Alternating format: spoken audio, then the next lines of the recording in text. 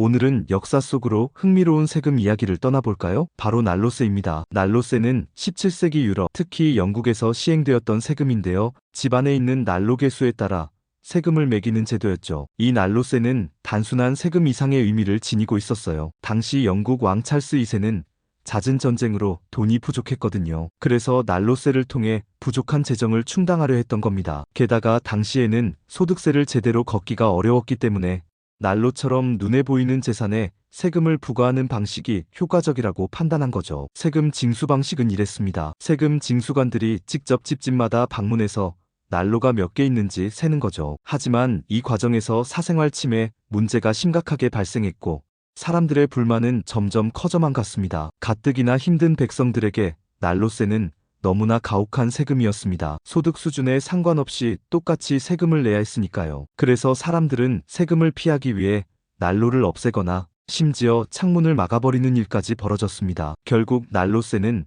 1688년 명예혁명의 중요한 원인 중 하나가 되었고 혁명 이후 윌리엄 3세는 민심을 얻기 위해 난로세를 폐지했습니다. 하지만 난로세가 사라지자 정부는 또 다른 세금을 찾아야 했고 그 결과 1696년에는 창문세가 도입되었습니다. 창문 개수에 따라 세금을 매기는 방식이었죠. 하지만 창문세 역시 환기 부족, 햇빛 부족 등 여러 문제점을 야기하며 1851년에 폐지되었습니다. 난로세는 시대착오적인 세금 제도가 국민들에게 얼마나 큰 고통을 줄 수 있는지를 보여주는 대표적인 사례입니다. 또한 불합리한 세금에 맞서 싸우는 시민들의 저항 정신을 보여주는 역사적 사건이기도 하죠. 중세 유럽에는 난로세 외에도 수염세, 소금세 등 다양한 세금들이 존재했는데요. 이러한 세금들은 대부분 전쟁 비용 마련이나 왕권 강화를 목적으로 부과되었습니다. 현대에는 난로세와 비슷한 개념으로 에너지 효율을 높이기 위한 세금, 감면 정책 등이 시행되고 있습니다. 예를 들어 에너지 효율이 높은 난방 시스템을 설치하는 경우